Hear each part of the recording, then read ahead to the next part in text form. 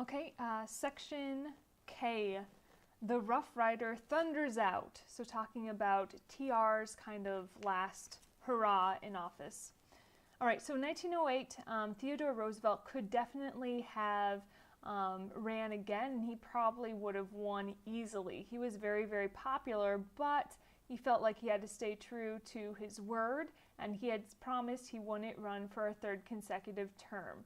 So he was on the way out, but he wanted to make sure that he selected the next guy who was going to be in office, someone to carry out his policies. So he's kind of looking for a puppet to run in his stead and to continue his progressive reforms. And the person he kind of chose was rotund William Howard Taft. Taft was the Secretary of War. He was 350 pounds, and he was, TR's choice. So Theodore Roosevelt used his influence to ensure that Taft was nominated by the Republicans in 1908. So now we have Taft running for the Republicans more or less as the puppet of TR. And then we have for the Democratic Party, they once again nominate William Jennings Bryan. Right, third time's the charm. Maybe he'll win this time round. Anyway, so we have Bryan versus Taft. And really, the election of 1908, there's nothing spectacular about it.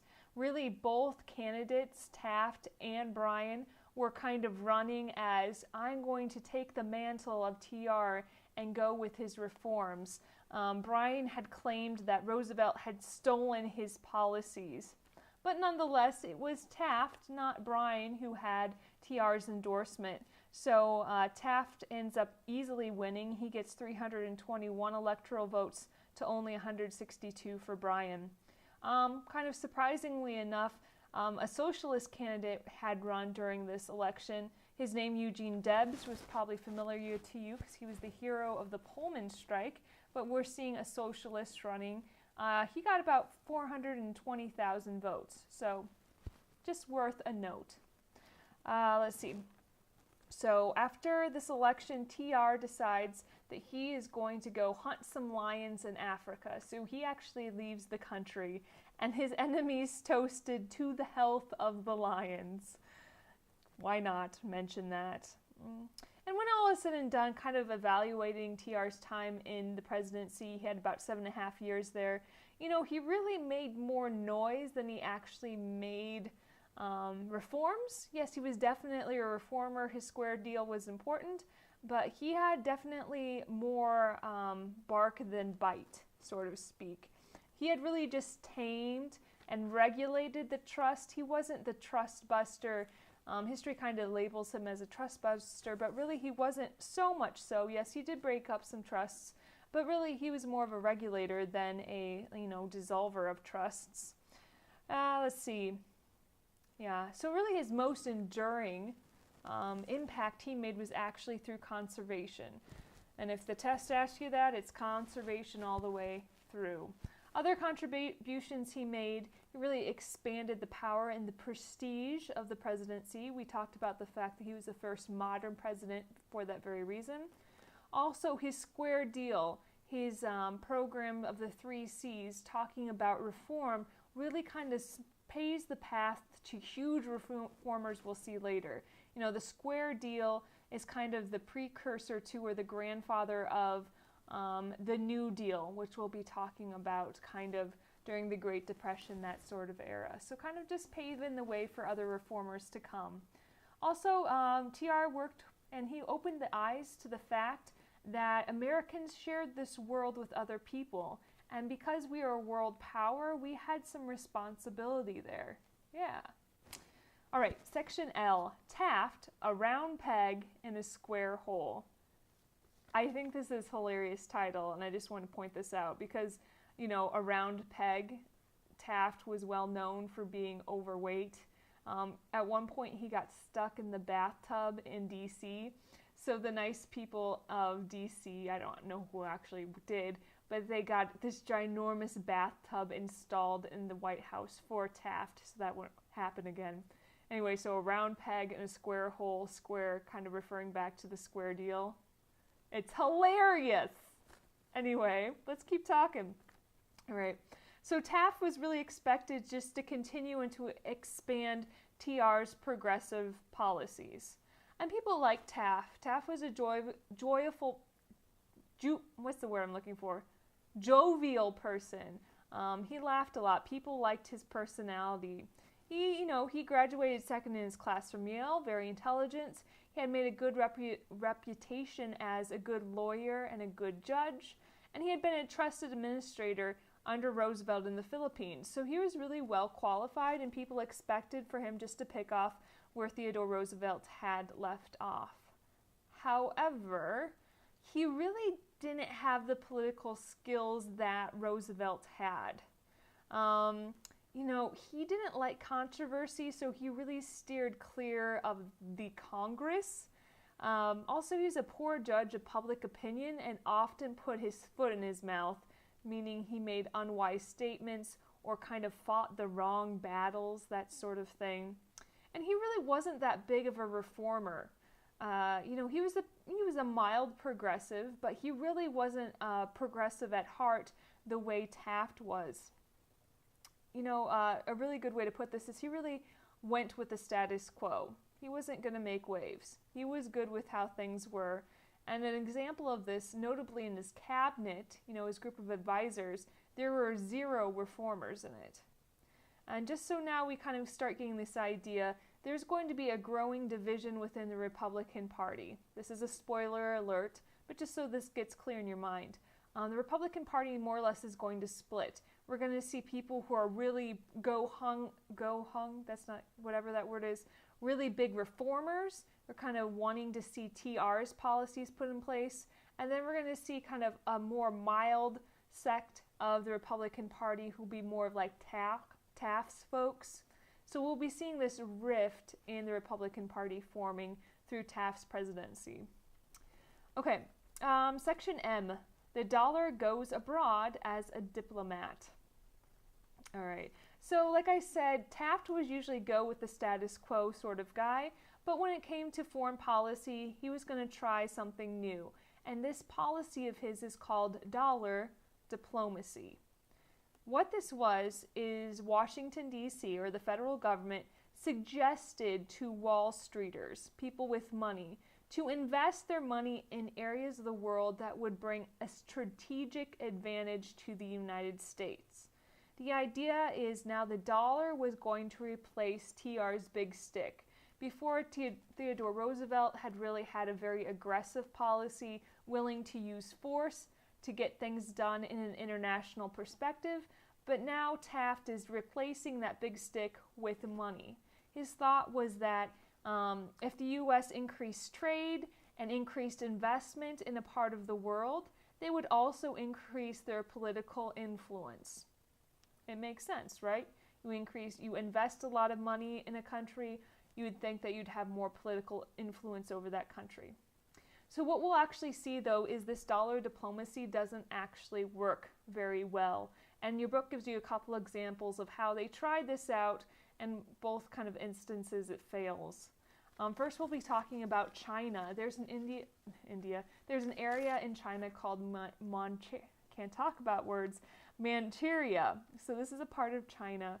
And what is going on is Russia and Japan both kind of more or less have a monopoly over the railroad system in Manchuria, which caused U.S. Commerce to really be fearful that they're going to be more or less kicked out of that part of China because of this monopoly. So what happens is the Secretary of State, his name is Philander Knox, that's a fun word. Secretary of State Philander Knox proposes that U.S. merchants buy the railroads from the Russians and the Japanese, and in this way, turning the railroads over to China, they would have a greater influence in China. Well, why this might be okay idea, the problem was Russia and Japan were like, no, we're not going to sell you our railroad. We like the monopoly, so it fails. Okay. Another example is in the Caribbean. U.S. investors invest a bunch of money into places like Haiti and Honduras, places that were really falling apart. And you have to remember, the U.S. kind of felt a special responsibility towards the, Latin America, or we should say Caribbean countries, because we had more or less said through the Roosevelt corollary to the Monroe Doctrine that no, we didn't want any Europeans over in the Caribbean at all. So now that we're preventing Europe from investing into these countries that desperately need some money, we feel responsibility to really step up and to help them out. So we just pour money into places, like I said, like Haiti, like Cuba, like Honduras, like the Dominican Republic, places like that. But the problem was these places were very politically unstable, and this dollar diplomacy was not working. We were not gaining more influence because we were bringing in money. So what ends up happening, more or less, is in order to protect this investment, the U.S. actually sends in federal troops to help protect the investment. The idea was this investment would get the people to like us, we'd get more influence. That wasn't the case, and we more or less had to send in troops just to ensure our investments. So as we can see here through Manchuria, through some of these Caribbean investments, that the dollar diplomacy just doesn't work. Yeah, sorry about that, just not working. All right, section N, Taft, the Trust Buster. So like I mentioned before, TR had gotten the reputation of being a trust buster, but really it's Taft that does the dirty work. Remember, to break up a trust, what you would do is more or less turn it over to the court, saying that they would break, Sherman antitrust law, and then the Supreme Court or the court system would then dissolve the trust. So we see Theodore Roosevelt in his 7.5 years putting 44 suits against these trusts, so 44 different trusts he was trying to break. However, Taft, in his only 4 years, puts through 90 suits, so almost the double I should say, the amount of trust busting going on with Taft. That was a really bad explanation, but Taft is the trust buster, that's what you should know. So for example, in 1911, the Supreme Court orders Standard Oil, a huge trust, to dissolve in violation of the Sherman Antitrust Act. We've mentioned the Sherman Antitrust Act before. Originally, when it was passed, remember, this is the act we said that didn't really do anything. All it did is really prevent some unions from forming. Well, now the Supreme Court is really taking this seriously, so starting to actually prosecute some trust based off of this act, and we see that with Standard Oil. The Supreme Court, when it dissolves Standard Oil, though, makes an important statement. They said, this statement is kind of called the rule of reason, I should say, and it said that only those combinations or trusts, right, another word for trust, so only the trusts that unreasonably restrained trade were illegal. So it was saying not all trusts are illegal, but only those who reasonably, or unreasonably I should say, prevent the or restrained trade were illegal. So that really puts a big, or you should say rips a huge hole in this whole idea of governments regulating these trusts. So now they're saying, oh, it's within reason. So it's really entering into this gray area. Okay, so which trusts are good, which trusts are bad, whose reason are you going to be looking at, that sort of thing. So yeah, kind of gets interesting there. All right, but something to note is that, okay, one more thing here, sorry. 1911, Taft passes an antitrust suit, or presses an antitrust suit against U.S. Steel Corporation. And this makes Theodore Roosevelt very mad. Okay, Taft's just trying to break up a huge monopoly, but Theodore Roosevelt actually back 10 years earlier had helped create U.S. Steel Corporation in a small way, but nonetheless, Theodore Roosevelt was really ticked off at Taft for breaking up this corporation that he in fact had helped create. So we're starting to see here now the kind of the first tear in the relationship between Taft and Theodore Roosevelt, right? Taft was supposed to kind of do Theodore Roosevelt's bidding. And now we see Taft stepping out of line. Taft's not supposed to break up the U.S. Steel Corporation. That was kind of a pet corporation of TR. Anyway, just hopping around as I do. Section O. Taft splits the Republican Party. All right, here we go. So progressive Republicans had always wanted to lower the tariff. The tariff had been very, very high for a very, very long time. And remember that tariff was a tax that was placed on imported goods, which really allowed U.S. companies to thrive. Well, on the flip side, what was happening is because U.S. companies didn't have competition with foreign goods really at all because of that super high tariff, that was, like I said, eliminating competition, so keeping prices of goods high. So people considered this high tariff to be the mother of all trusts because this high tariff really eliminated competition from foreign markets, which really kept goods high, or the prices of domestic goods high. So there were some progressive reformers in the Republican Party that wanted to lower that tariff. And in fact, Taft had run on a platform promising to lower the tariff. So, true to his word, Taft calls a special session of Congress where he hoped Congress would pass a bill that would lower the tariff. But this is what goes down. This is what happens. The House passes a very good, reasonable tariff that had a moderately reduced tariff. So that's good. So the House is doing their job. They pass a lower tariff. Now this bill goes to the Senate, and the Senate eats it alive. They make so many changes to this bill that it more or less keeps the tariff nice and high on everything but some minor items like sea moss and canary seed, things like this. So once it gets through the hands of the Senate, when it's all said and done, gets to Taft to sign, it's more or less moot, right? It didn't do anything. The tariff is still ridiculously high. What happens is Taft looks at the bill, but signs it anyway. And, adding insult to injury, he actually says this is the best act or the best bill that a Republican Party has ever passed. So some Republicans were looking at him and saying, "What did you say? This tariff didn't do anything it was supposed to do. We're reformers, we're progressive, we wanted to lower that tariff to increase competition, and you're signing this ridiculously, high tariff into law again and saying this is the best thing that's ever happened to the Republican Party? Who are you? I thought you were a reformer." Anyway, I should mention the name of this tariff. This tariff is the Payne-Aldrich Bill. All right, so we're talking about the split in the Republican Party. That's a big one, right? We see a distinguishing factor here is Taft is not helping lower the tariff, and the reformers want the tariff lower. So that's one of the issues of debate here between the two sides of the Republican Party over the tariff.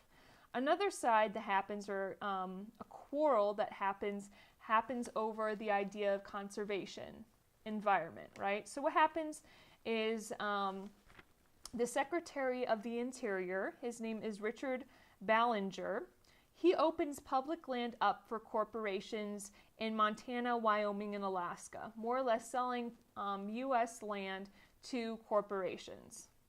All right.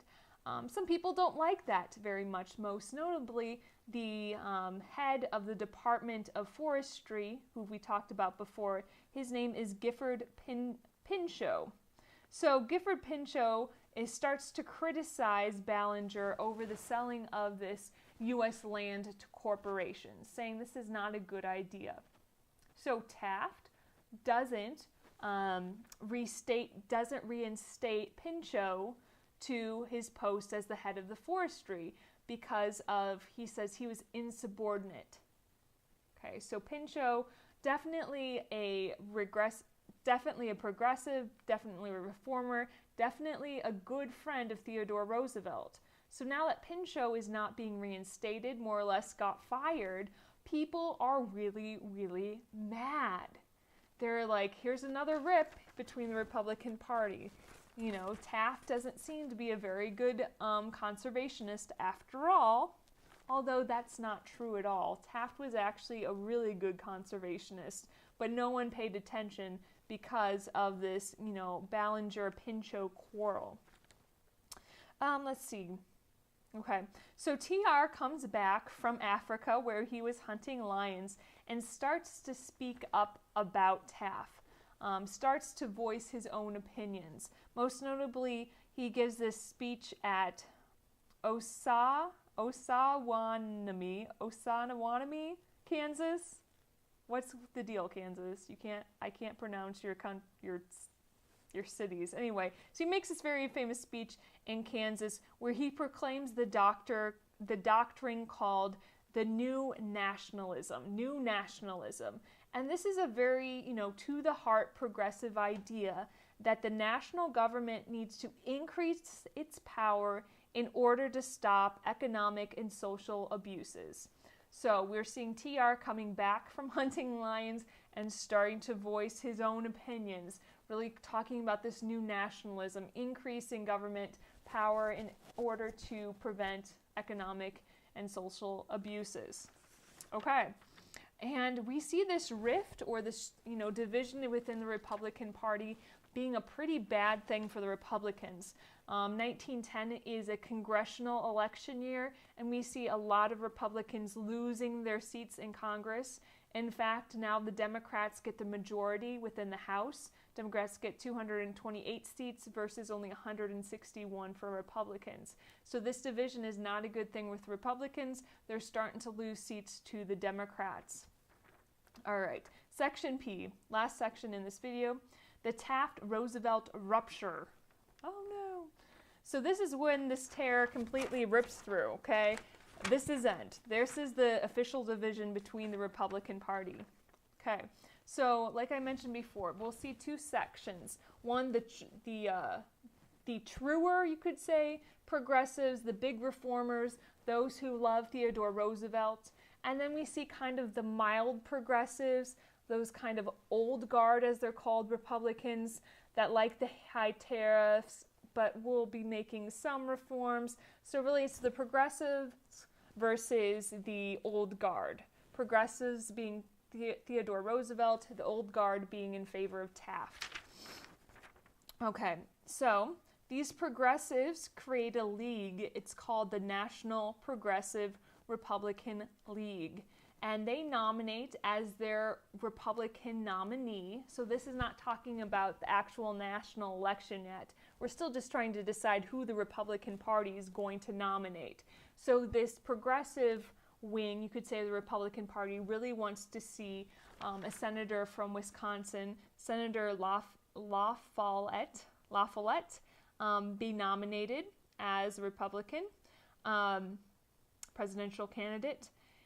Because the idea was they would nominate TR, but remember, he refused to run for a third term. But, however, TR starts to think, and he's like, well, I promised I wouldn't run for a third consecutive term. I didn't say I wouldn't run for a third term. So he changes his mind. He wants to run for president. So what he does is he writes to 7 very influential governors and says, hey, I would accept the Republican nomination if you would give it to me. Okay, so now TR's in it to win it. He threw his hat into the ring. He wants to be the Republican nominee for president in the 1912 election. Okay, so they go about their business, whatever. The Republican convention this year actually meets in Chicago, and Theodore Roosevelt goes into it knowing that he's not going to have enough votes, knowing that Taft is probably going to get the nomination. So he goes in there and makes this big ruckus, or his supporters, I should say, makes this big ruckus saying that this is fraud, that Theodore Roosevelt truly should become the nominee, and more or less all of his supporters refused to vote. They knew they were going to lose anyway. So Taft becomes the Republican Party nominee in the 1912 election. But Theodore Roosevelt, he has a big ego. He's a cowboy. He's just not going to sit there and take it. He's not going to watch this election from the sidelines. So he actually forms a third political party, and this is called the Progressive Party. Okay, so this chapter ends right here, kind of as a cliffhanger. The next chapter we're going to pick up right with the 1912 election and see which side of the Republican Party, if any, is going to win out.